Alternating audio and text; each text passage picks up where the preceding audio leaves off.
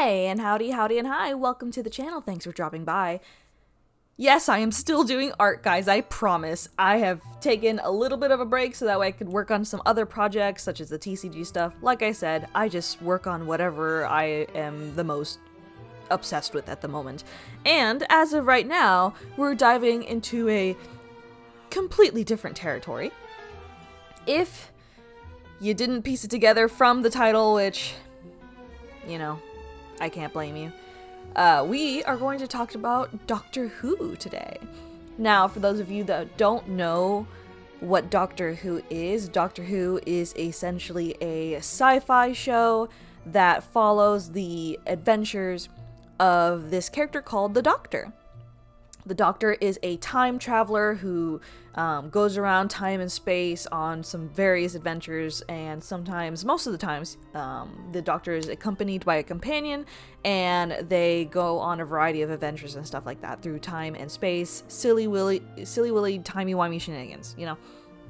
That is the most barest of bones explanation that I can give as of right now, without going into spoilers, which at some point during the video it will get a little bit into spoiler territory, so there will be a warning.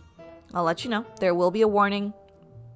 If you do get a little bit interested in seeing the show, I would highly recommend stopping at that point where the spoilers are going to start, because this really is a show that you want to experience yourself. Especially with a friend or someone you're close to that also enjoys these types of shows, just because it's a lot better when you don't know. But I'll get into it. But here's some context first. Let's start with the context. Now, why am I making a whole video about Doctor Who, and what exactly am I drawing today? So first off, hi, I'm Bunny. If you're not familiar with the channel, I like to draw. But not only that, I love my husband. So if you're a longtime viewer of the channel, I have brought up my beloved partner several times in these videos, and if you must know, I love my husband. My husband is a silly man, and I love him to bits and pieces. And we share a lot of very common interests, such as Magic the Gathering, Monster Hunter, and unfortunately, these kinds of shows. So for the longest time, I avoided watching Doctor Who, and I've seen it before. I've seen clips and stuff like that. I was mostly exposed to Doctor Who when I was younger, when I frequented Tumblr as a kid. So that was my main exposure to Doctor Who. It was mainly through the Super Wholock fandom, which if you don't know what Super Wholock is, oh my god, I feel old.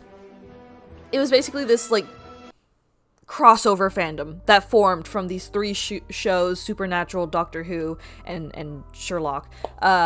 That's a whole other can of worms to go into, but through that fandom, there was a lot of Doctor Who and stuff showing up on my feed, but I wasn't never really too interested in getting into it, because A, I didn't have a way to watch it, B, I have this whole beef with Supernatural, and I refused to watch it, and I thought Doctor Who was like Supernatural, and Supernatural scarred me as a kid. That's a whole other topic for a whole other day. But I had this super avoidance for Supernatural, so for the fact that I thought that these two were related things, I couldn't touch it. I was too scared to, and also the series was so long.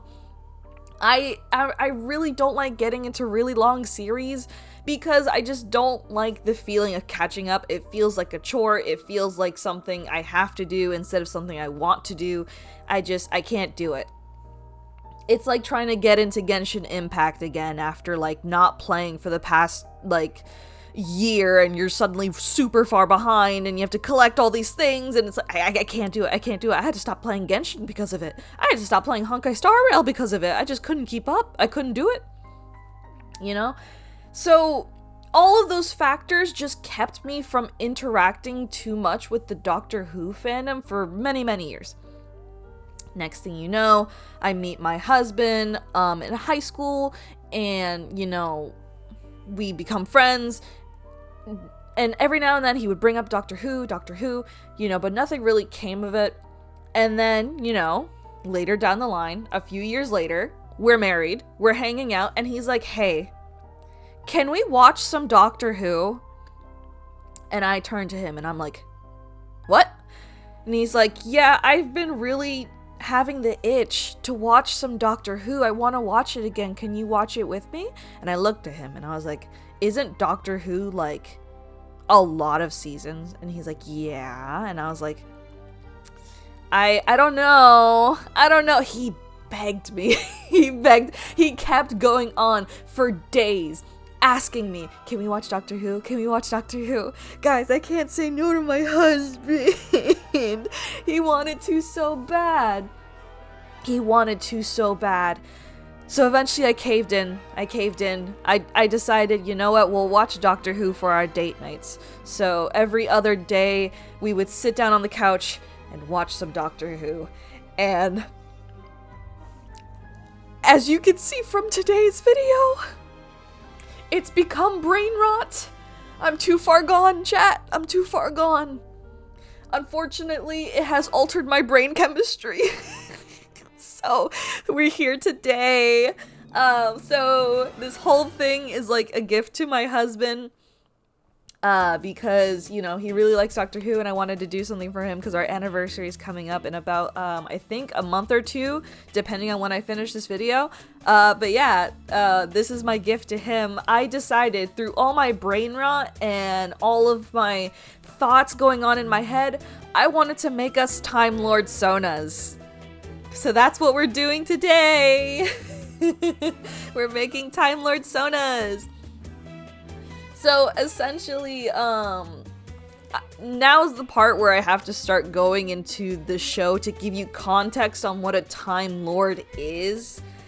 Some very light stuff. Again, Doctor Who has been around for a long time, so I can't expect that a lot of this is going to be too spoilery. But like I said, right here, right now, because I might start slipping and giving some spoilers. Right here, right now, if you are interested in watching Doctor Who, if you are worried about getting into it like I was, especially because I think the fandom is might be a little bit dying because viewership has gone down in recent years, which is unfortunate because the new series looks pretty cool, and I can't wait till we get caught up on it. But if you are thinking about getting into it, have someone watch it with you. It is such an experience to watch it next to someone and you both unravel the mysteries together, because the best part of Doctor Who is that it almost rewards you for connecting the pieces. You know, you're almost putting together the pieces with the Doctor himself, and everything is tied together in a neat little ribbon, and all your questions are answered by the end of the season, or if they aren't, they get answered in the following season. Either way, your questions will be answered. And, you know, it's like a little treat when you put all the pieces together. And I promise, watch this with another person, or watch it by yourself if you want to. Either way, it's a good series. Beware though, the first season and the second season, they came out in the early 2000s. So there's a lot of bloom. So it's gonna take a little bit of getting used to, but I swear, look past the bloom. It's good, I promise. Anyway, you have been warned. There be spoilers. Anyway, what is a Time Lord? So a Time Lord is the species that the Doctor is. The Doctor is an alien, and he is a species of Time Lord. So Time Lords are essentially time keepers. I'm so sorry if I'm butchering this, honey. I'm trying my best. I swear I'm gonna forget some stuff. But basically, they're essentially like the wardens of time. They keep the flow of it and stuff like that, and they make sure that nothing causes like paradoxes or throws the time off of the loop and stuff like that. They essentially watch over time and make sure that everything is all good. And essentially for Time Lords, they live on the planet Gallifrey. That's what their home planet is called. However, Gallifrey no longer exists because there was a time war with the Daleks, which we'll get into the Daleks a little bit later, but they're basically the Time Lords' mortal enemies. And they ended up in this time war. And due to the time war, both the Daleks and the Time Lords were both essentially like destroyed. So the Doctor is the only Time Lord left. So he's the only one. So being the last Time Lord left, that's where I come into the tricky part of making Time Lord Sonas, because, you know, it's a hammered home very hard in the early seasons. He's the last one left. He's the only one left. But here comes the spoiler territory. It gets a little complicated in the later seasons. I'm not going to go into specific details, but it gets a little complicated because, again, timey-wimey stuff. The best part about Doctor Who is that this is going to sound bad, but I swear it's good because of how they handle it.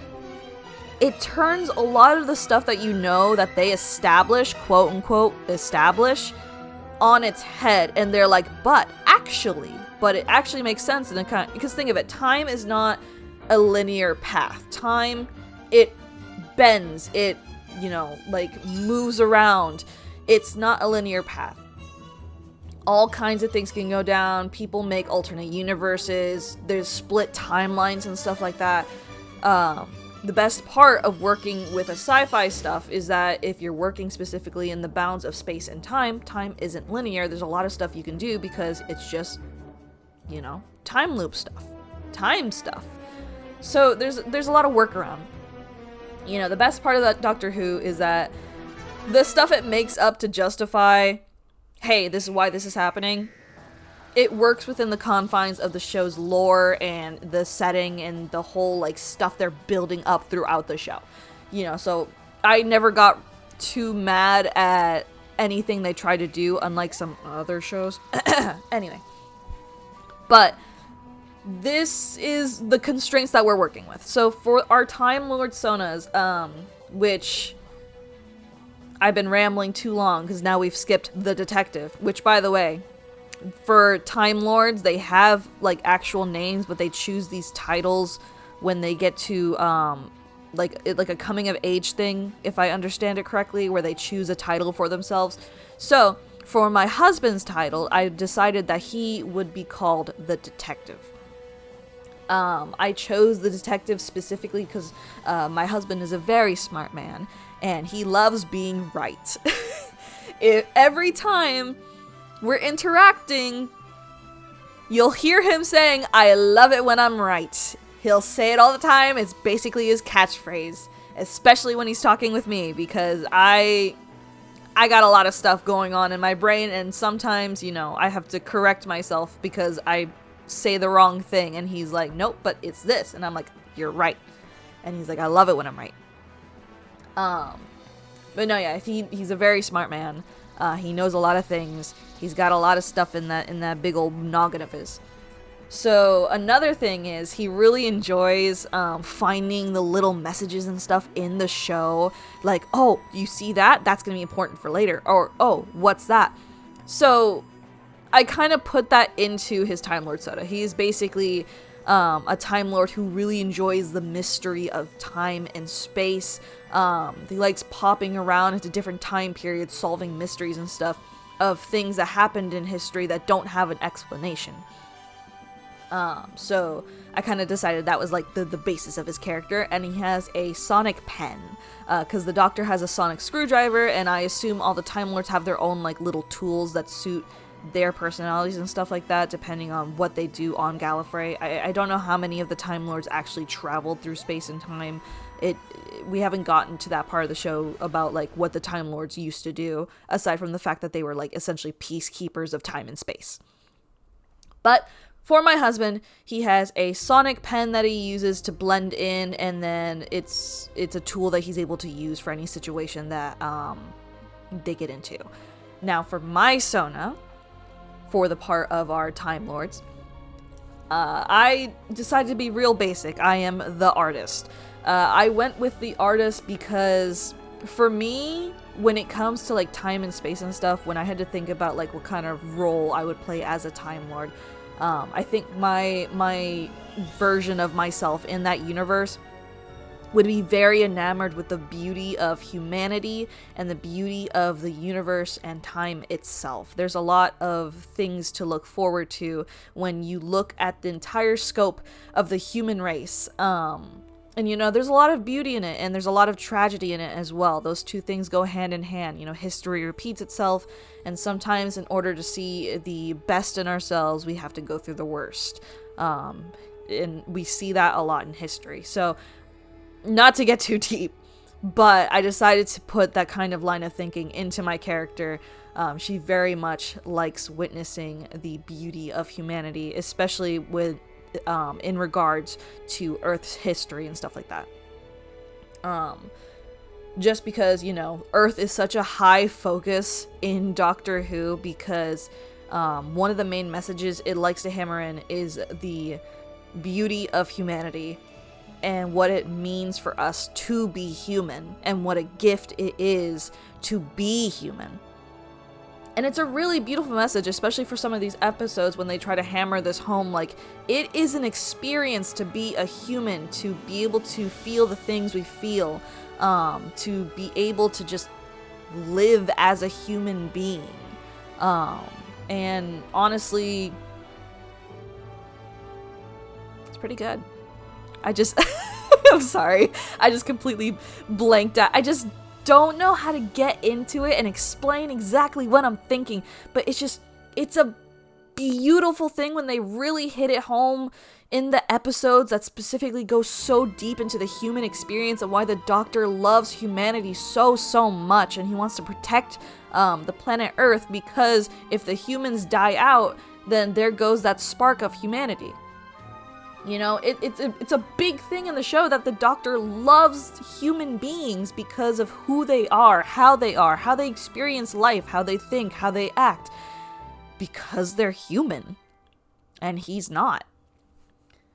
And it's so good. It's so good, guys. You have to believe me, I promise. Anyway, back to the artist. I chose my silly little tool that my character uses is a sonic umbrella. Now, these little tools are going to be explained in a second, because you might be thinking, why not a sonic paintbrush? We'll get into it more. But the sonic umbrella, I decided to go for more of a defensive tool. And in my little head canon, the detective made it for me, so you know. My husband is a tinkerer too. But yeah, a sonic umbrella, best used for defenses and for protection. Mainly because my husband is a little overprotective, because I tend to get myself into awful shenanigans. So, I figured this would fit the best. Now, how exactly do our Time Lord Sonas exist in this universe in a way that would make it cohesive with the canon? Now, in Doctor Who, there's a bunch of stuff. There's time loops, there's paradoxes, there's parallel universes. There's so many things that I can work with. And part of what we discovered in the later seasons is that the Time War was time locked. So essentially, the Doctor cannot travel back to the Time War in the TARDIS, which is his time traveling machine, by the way. I forgot to mention he has a time traveling machine that looks like a blue phone box, which is adorable, by the way. I love the design of the TARDIS. But yeah, he can't travel back to that time in the TARDIS. No one can, by the way. No one can travel to that period of time because it is time locked. It's to prevent the Daleks from leaving, because they can also travel through time. So it is time locked to prevent them from escaping, to make sure that they are gone. But unfortunately, that is the same thing for the Time Lords. So I'm thinking to myself, what can I do? If our Time Lord Sonas are on Gallifrey during the Time War, wouldn't that just mean that they perish? So I had to think a little bit outside of the box here and try to think of something creative that would work within the narrative to make sure, you know, it's cohesive and that I enjoy that explanation in my heart. So I thought of the time lock in a weird way. I thought of the time lock as sort of a bubble. A bubble surrounding that period of time and extending outward, keeping anyone from coming in and leaving. And then as I'm thinking about it as a bubble, I think some more, and I'm scrolling through YouTube as I'm thinking about this stuff. I'm brewing, right? And I see this little performance of this lady, of this like a performer with bubbles. And essentially this lady is like manipulating these bubbles, making them bigger, and putting her hand on top and flicking the bubbles, making more bubbles. And I thought, you know, since the TARDIS is like a spaceship, and I'm assuming there's like multiple TARDISes available on Gallifrey, you know, like they have different ones for different Time Lords who specialize in traveling the universe as a peacekeeper, right? You know, what would happen at like a certain point, focusing a lot of energy at one point in the bubble, would it separate into another bubble and create a separate time lock? Now, if that doesn't make any sense, I'm so sorry. I can't explain it other than the fact of a little part of a bubble separating. And what I mean is, the way I kind of thought about it in my mind is that our characters kind of wanted to escape from Gallifrey because it turns out later on in the season, the reason why the Doctor isn't too concerned with going back to, well, he can't go back, but like altering history if he could have, is because the Time Lords ended up being affected by the war. They weren't the same peacekeepers they were before, and you can actually see this in the Time Lords costume design. Because Doctor Who doesn't start with a new series, by the way, which starts with the 9th Doctor. That's the one we started on. There's a series before that with older Doctors, and you can see in the costume design of the Time Lords, their outfits slowly throughout the seasons start becoming all red and gold, as if they only can see red and gold throughout the war. According to the Doctor, in later parts of the series, they changed. They started becoming more bloodthirsty, wanting victory. They became shells of what they were. They were only focused on winning and being on top. They were starting to think of themselves as gods, and that is a dangerous line of logic considering the power that the Time Lords have. So considering that, and assuming our characters have not been affected in that, and that they are in fact also horrified of what their people have become, and wanting to, you know, go away from that, like, and not participate, I thought at some point they would want to run away, and in doing so, they tried to send their TARDIS outside of the time lock, and in doing so, focusing all of that in one point of the time lock and forcing it to separate them from the time war lock, time lock. Eventually, I decided, okay, what happens after the separation? I decided, hey, wouldn't it be funny that after they separated themselves from that time lock, they got time locked in the 1920s? And it ended up a time loop time lock in the 1920s? Also, their TARDIS is pretty fucked up, because I imagine that amount of energy being concentrated into one space has got to fuck up the spaceship. Like, it can't come out unscathed. So yeah, that is how I decided that our Time Lord Sonos are stuck in the 1920s in a time loop, no less. So that's pretty fun. Like I said, it's a bunch of timey-wimey stuff, and I just wanted to have fun with it. I don't know exactly how logical it would be, and if it would be something that makes sense in the Doctor Who universe, but at the same time, the Doctor Who universe, it also gets pretty crazy in there, so I'm just saying. Who knows? It might work. Either way, that's what I'm rolling with for our characters. And that is also why our weapons and stuff are the way they are.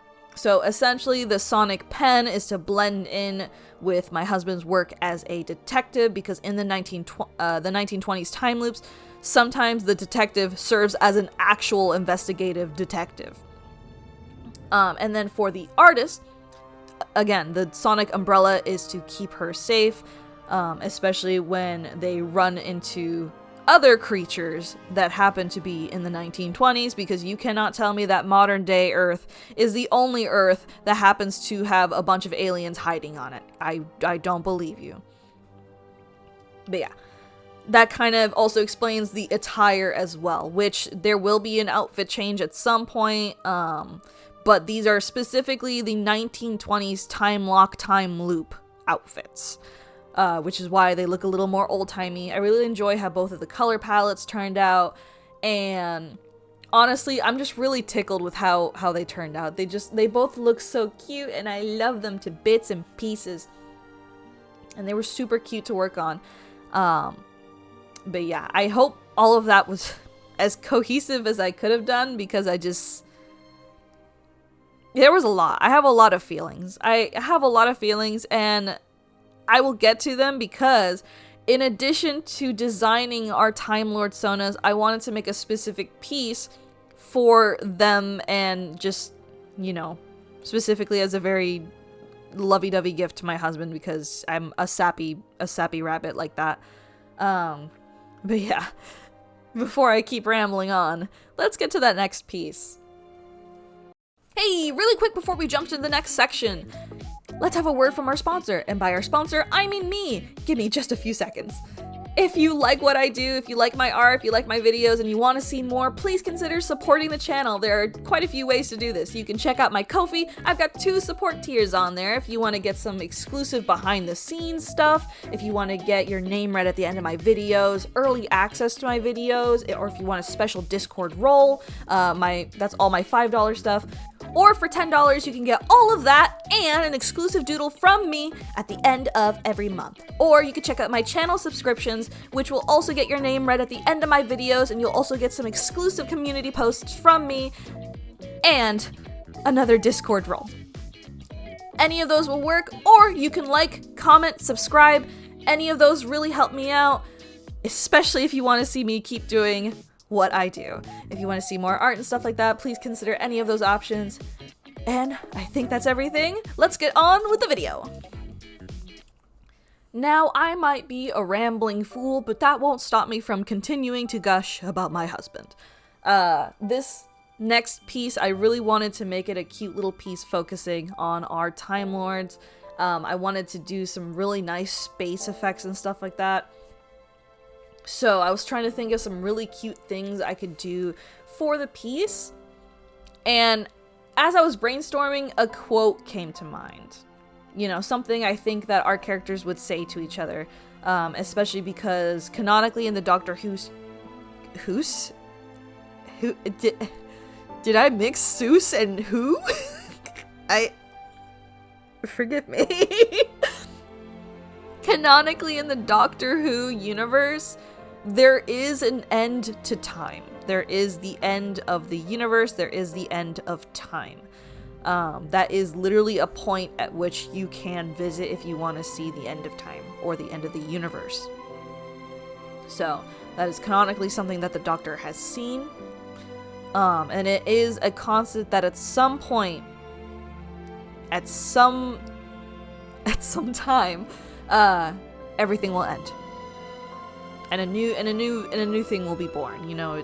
It's a constant. Everything has its time eventually, even time.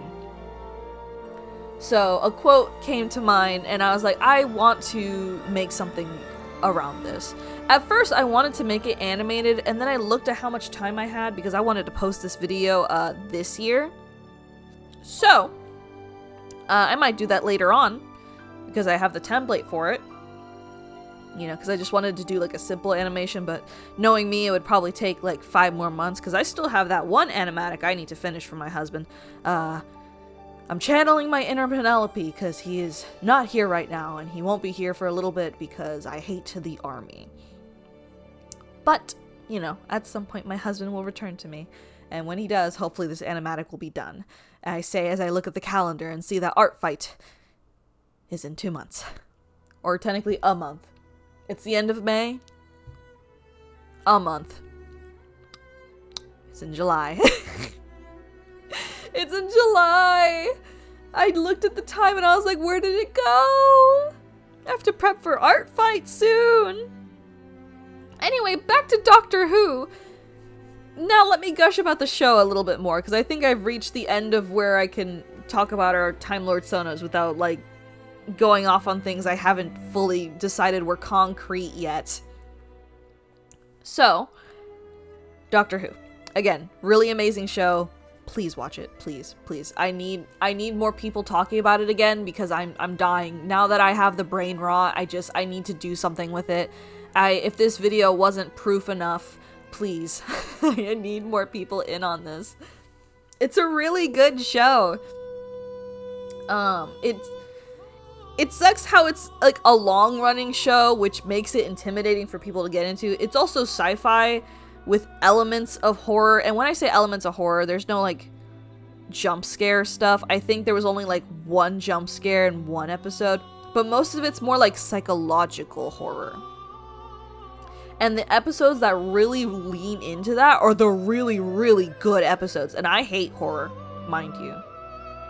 So, you know, that should be some high praise. Those episodes of Doctor Who are the best. Especially because they're so good at making it so effective. But yeah, me and my husband would sit on the couch and watch Doctor Who. We would go through like an entire season if we had the time for it. And what was really funny about the show, not only about the fact that you literally uncover the mysteries and the whole plot of everything with the Doctor, but it's also the fact that the writing's so good, but at the same time, I'm a person who's very particular about the characters I like and I hate. If I don't understand why a character is doing something, I automatically hate them. I can't understand. It is so true that for one of the villains, for one of the seasons, I could not understand what his fucking deal was. I looked at this character and I was like, bro, what are you doing? What are you doing? And then eventually it all gets explained, and I still hate him. I still despise with every ounce of passion I have in my bones. Hate. Despise. That's how you know the writing's good. I hate. And I don't want to spoil anything, but man, do I want to rant. I want to rant so bad. I want to rant so bad. But I can't, because I want you guys to experience it for yourselves. But no. You will know my rage. You will know my rage. But yeah, everything's super good. I think the large part of what makes the show so good is also the companions for the Doctor. So what I will say is that the companions really bring out the best in the Doctor, because like I said, he really enjoys humanity. He loves humans.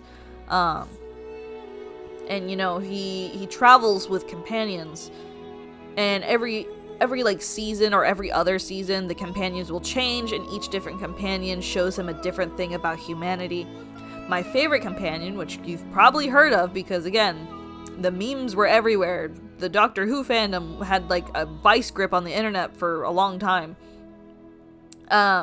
Rose Tyler, my beloved. Rose Tyler is the first companion of the new series. I'm pretty sure the old series also had companions. But we're talking about like the new series, and by quote unquote new, I mean the 9th Doctor starting series. She is the first companion, and you know, she really grew on me. At first I didn't like her, but then she really grew on me, and then I understood why the fandom was so obsessed with her. I understood. You know, there's no other like Rose Tyler, but man, they really hit you that there's no other like Rose Tyler.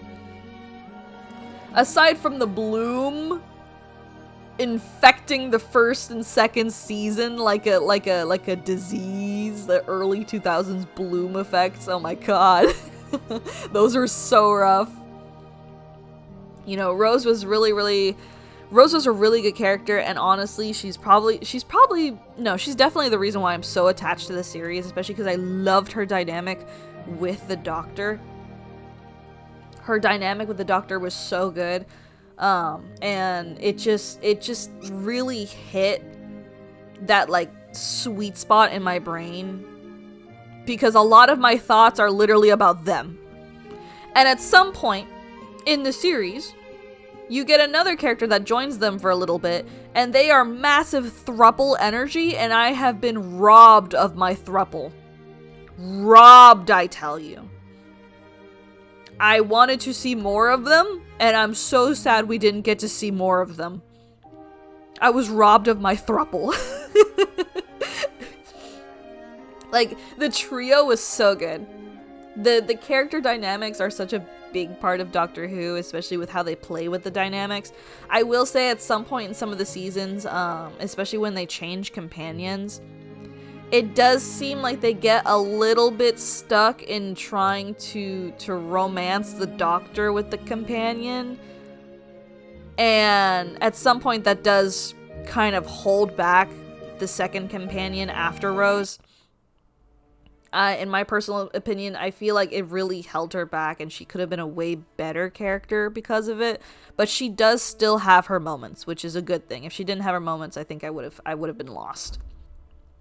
But it was getting a little rough there, I'm not gonna lie.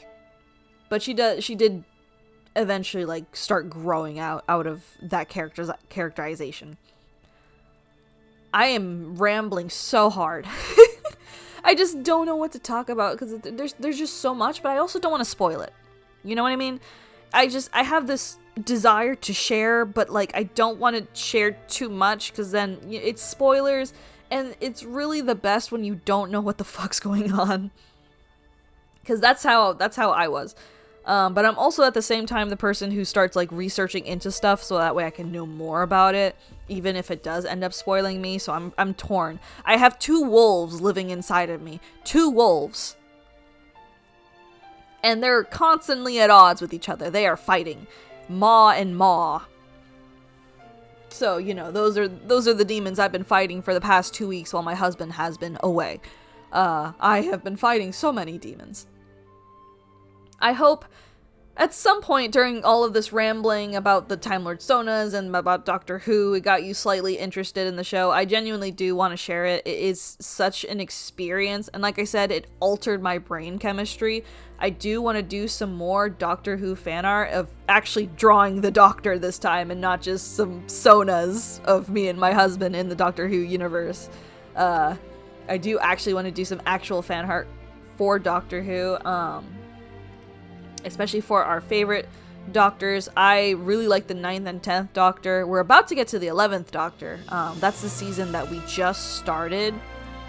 Which, by the way, there are multiple different Doctors at some point. At some point, there's a thing called regeneration, where the Doctor shifts his form, and that's where we get a new actor as the Doctor. That kind of marks the end of that Doctor's era. But, you know, our favorites are... Well, my favorites are 9 and 10 so far. I think my husband's favorite is 10. I have to ask him, I forgot. But... yeah, I would definitely like to do some fan art for that in the future. And then, unfortunately for me, Magic the Gathering has done a collaboration with Doctor Who, and they have commander decks and cards. And that does not bode well for me. Especially considering that I am almost done with my Bloomburrow collection. And I am afraid. I'm afraid for my wallet, guys. I'm afraid. I'm debating on either, after my Bloomburrow collection, starting either a Doctor Who collection or a Fallout collection.